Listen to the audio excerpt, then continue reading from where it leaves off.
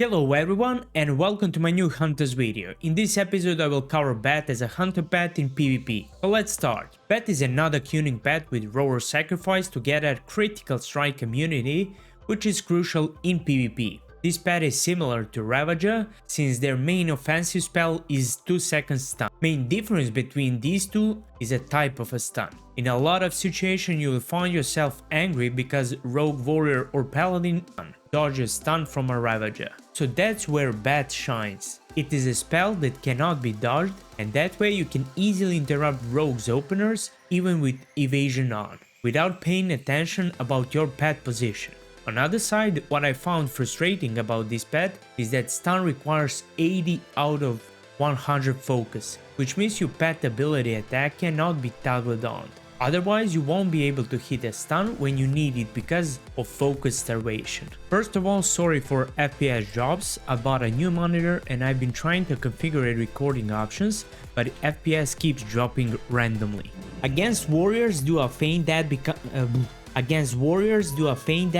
before they enter the charging zone, and that will give you a time for a scatter. I usually start with Serpent Sting and then stun from a pet to land a Chimera shot before shield block, but this warrior did it faster. Kite him while it lasts.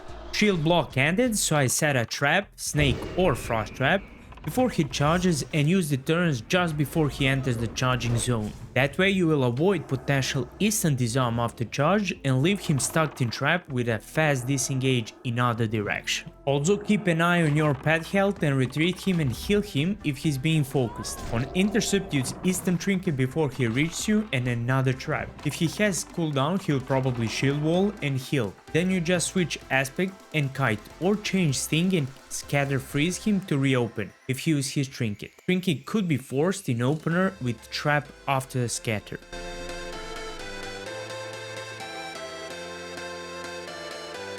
You can see here another warrior with clean opener and same tactics with scatter in opener, serpent sting, stun, chimera and then trap before deterrence, followed by disengage.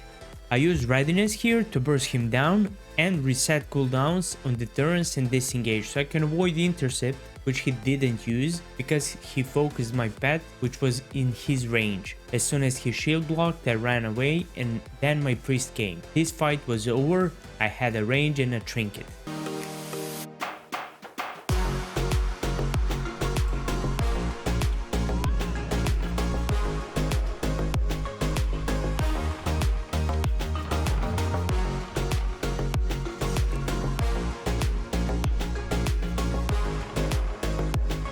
You can see how disarm can hurt. I actually didn't expect such a damage, but I should have used my Roar Sacrifice if I'm disarmed because I can deterrence to scatter meantime. So Roar is a must use in that situation. I resetted cooldowns, I disengaged and then used deterrence expecting charge, and I don't know how I didn't deflect the pyro rocket from engineering.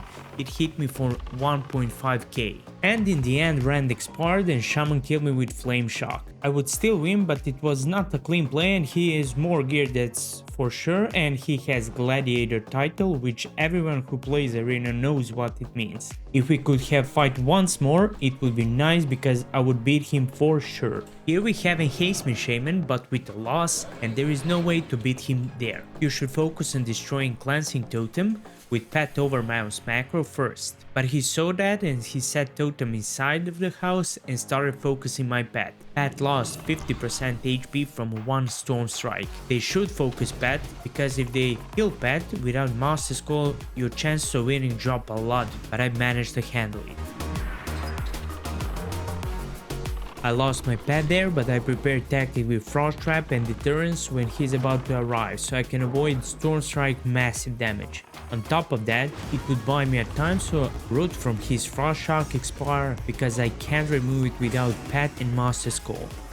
Now disengage just after the deterrence ends, then fast readiness with Chimera Silence and preparation for another deterrence and Frost Trap when he's about to approach.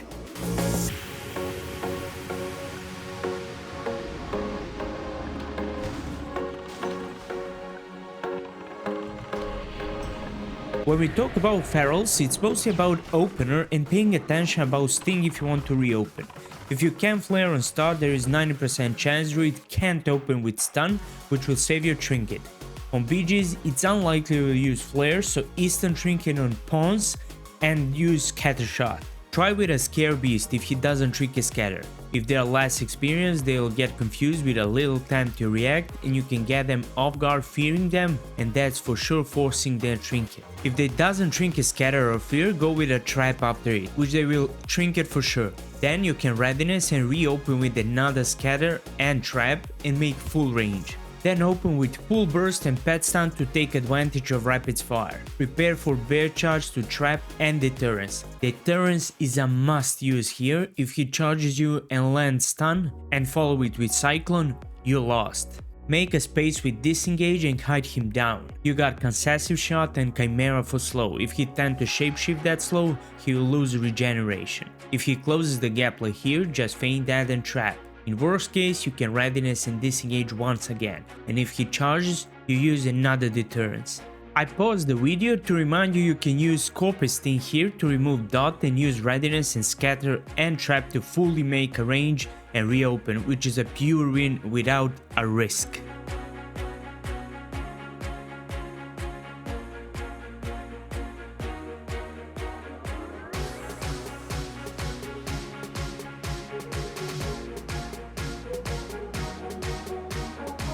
You can see here another scare beast and trinket. All I had to do here is freezing trap and feign that and make a space. Instead I use serpent sting and fuck everything up.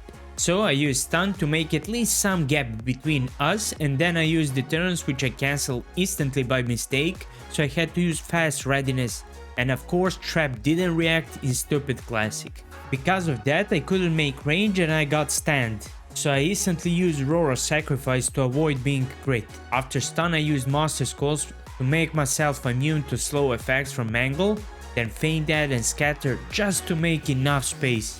It's not ideal, but I managed to win despite mistakes. If I had used that freezing trapping at the beginning, everything would be much more different. I wanted to make 2 or 3 good scenes with rogues so bad, but I just couldn't. I played around 30 or 40 BGs for this video and there were just few rogues, and from these scenes I've recorded one decent and it has 5 FPS, which you can see in the corner.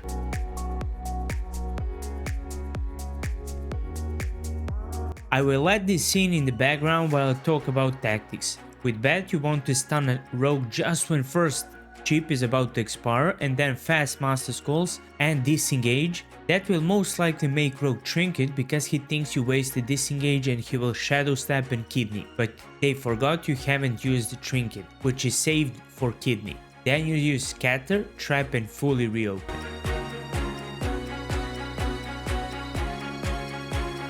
But from then the job is not over if they use cloak and sprint. That's the moment where you should have put flare on the floor and instantly do a deterrence for potential shadow step, blind or kidney, and then you use scatter and another freezing trap because you use readiness after the first freezing trap.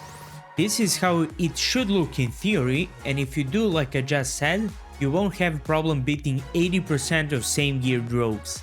Thing I need to mention here is to keep some middle distance for these type of rogues that go instant cloak, vanish and reopen. I would just eat here and he would reopen, but he's out of Shadow Dance cooldown and Cloak of Shadows. So I would again use scatter and trap when his kidney expires and reopen once again. But it's very important to not let them open again with chip shot because they can blind you after kidney.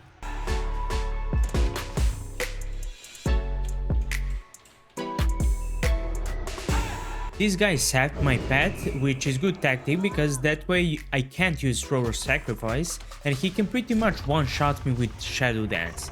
I used instant scatter, which he trinketed, but I applied Serpent meanwhile. So I switched to Scorpius Sting and just used Freezing Trap. I opened hard with Flare on the floor and tried to stun him, but he used Cloak so my pet misses the stun. When he enters Shadow Step range, I put my Snake Trap and Shadow Melt, so he Shadow Stepped on my pet instead. He came close to me and entered the trap and affected me with crippling poison, so I cleansed it with Master Skull and that's the moment when Pala Healer joined, killed him and left him alone. I would speed his phase up when he was chasing me. On one side I was out of mana, and on the other side I needed Aspect of Cheetah to move faster. In one moment I knew Shadow Step is about to come off cooldown, so I used Scorpion Sting and Disarm, and also preparing for another Scatter and Opener.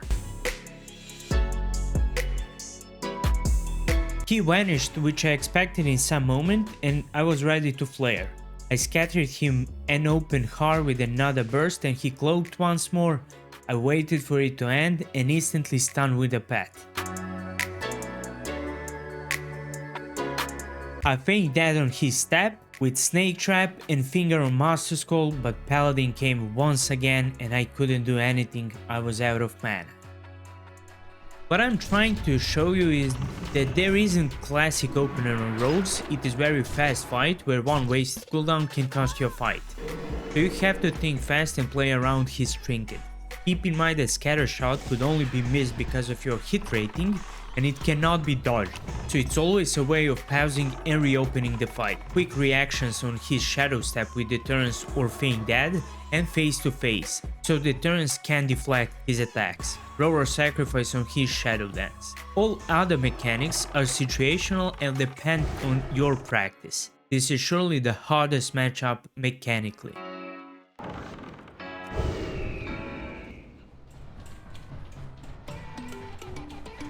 I just love when someone starts chasing me. I know this guy is a Destro Warlock, so I started with early Scatter followed by Serpent, and then when first tick is about to hit him, I used the turns expecting instant Shadow Fury, which of course was the case. Then I removed his shield with Tranquilizing Shot, followed by Feign Dead, Trap and Disengage. Then first silence on his Immolate, followed by Pet Stun when silence is about to expire, and then readiness for another silence for second Immolate, and GG.